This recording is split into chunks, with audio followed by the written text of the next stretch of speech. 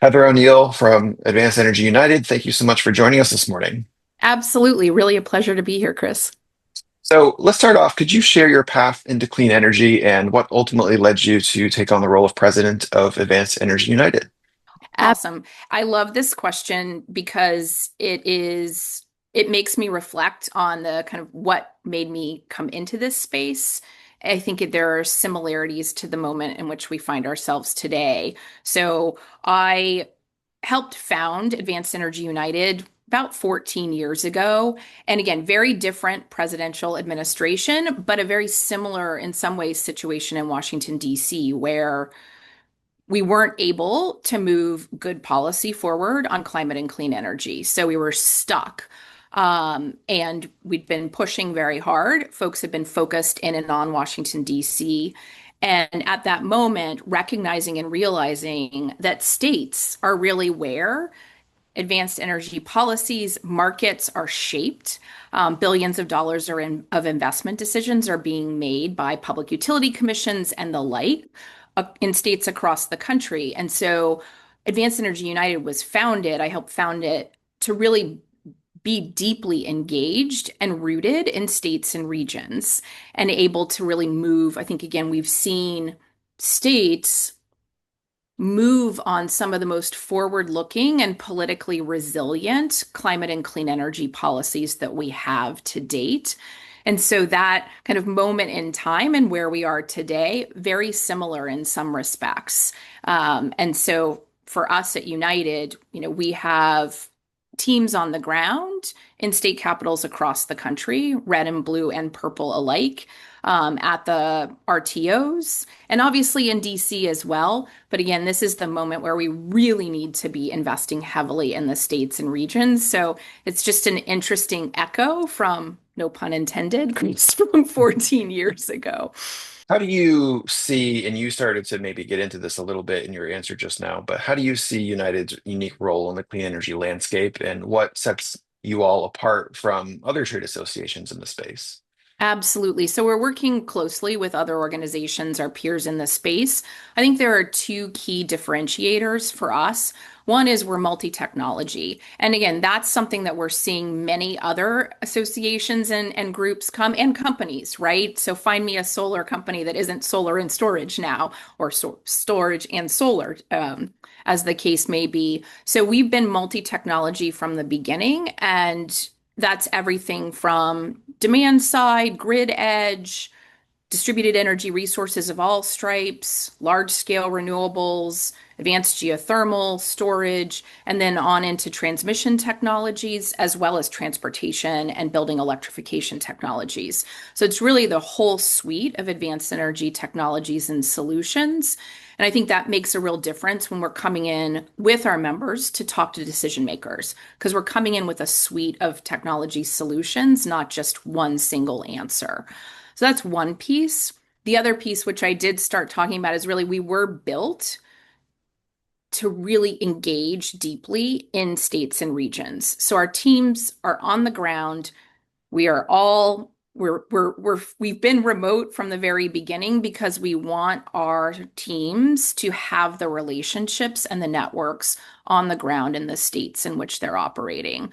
So we've been active and engaged in states. We're now in on the ground in 19 states in five of the RTOs and ISOs.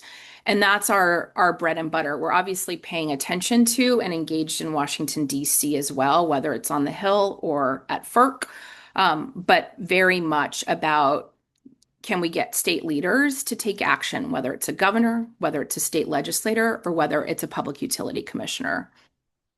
So speaking of Washington, uh, obviously the Our big favorite place. Indeed. Mm. The administration has taken a number of actions, and obviously they got passed through Congress, the one big beautiful bill that included significant rollbacks, and it's just a turn away from renewables at the federal level.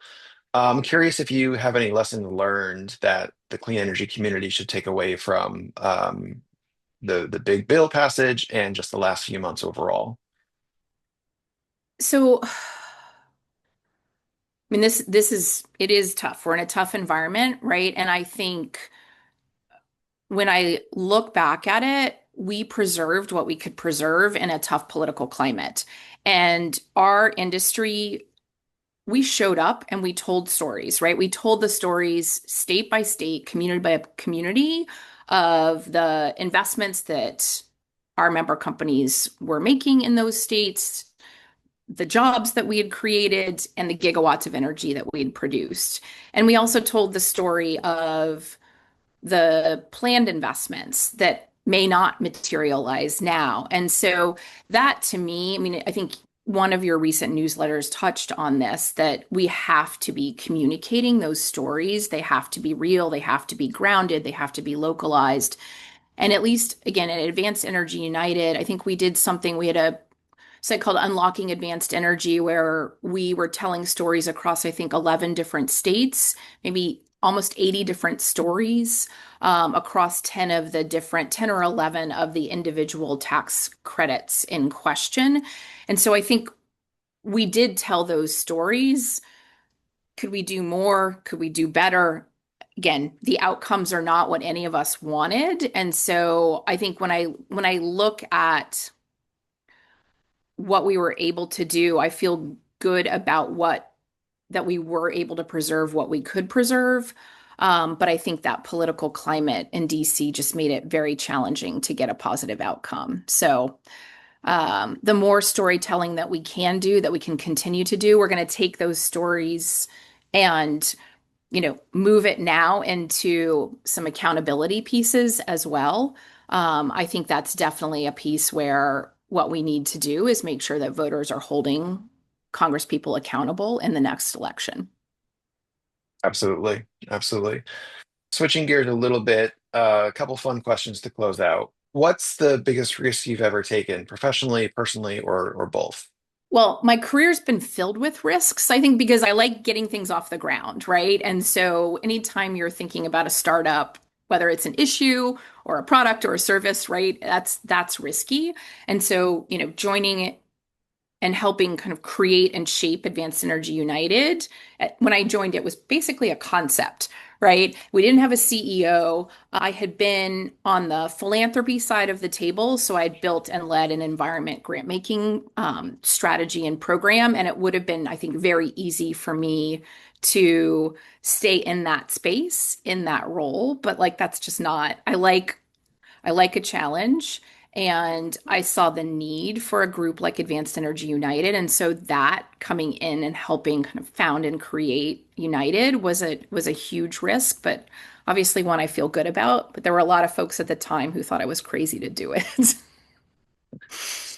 And look where you are now. It's Yes, certain no, it it who's it yeah, I feel very good about it. But yeah. it definitely at the time, as I moved west with my family and was talking with the co-founders of United about the concept and what we could do together, and I just got incredibly excited about the potential impact we could have and the need for an organization like United. So again, feeling good about that risk for sure. Yeah, definitely. And last question, what's something about you that might surprise people?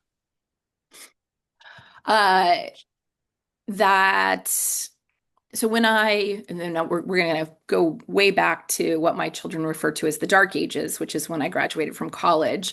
And I didn't quite know what I wanted to do. And it was a time where it was a lousy job market. So there weren't a whole lot of opportunities falling at my feet. So I and a friend of mine took off. We bought round the world tickets and embarked on what turned into a 2-year journey around the world, backpacking and basically working to earn money to keep going. So I cleaned hostels in New Zealand. I waitressed and bartended in Hong Kong, and then I worked on liveaboard dive boats in the Red Sea in Egypt, just Mm. as to again keep making some money to keep paying for hostels and keep moving forward, and um, incredible life lessons from that. Probably the best 2 years of my life, and certainly probably if folks know me now would not think of me as somebody who put on a backpack and hiking shoes and went through hostels. That's really cool. Very, very cool. Well, Heather, thank you again for joining us and sharing your thoughts. Really appreciate your time and excited to continue following United's work going forward. Same. Thanks, Chris, for having me on.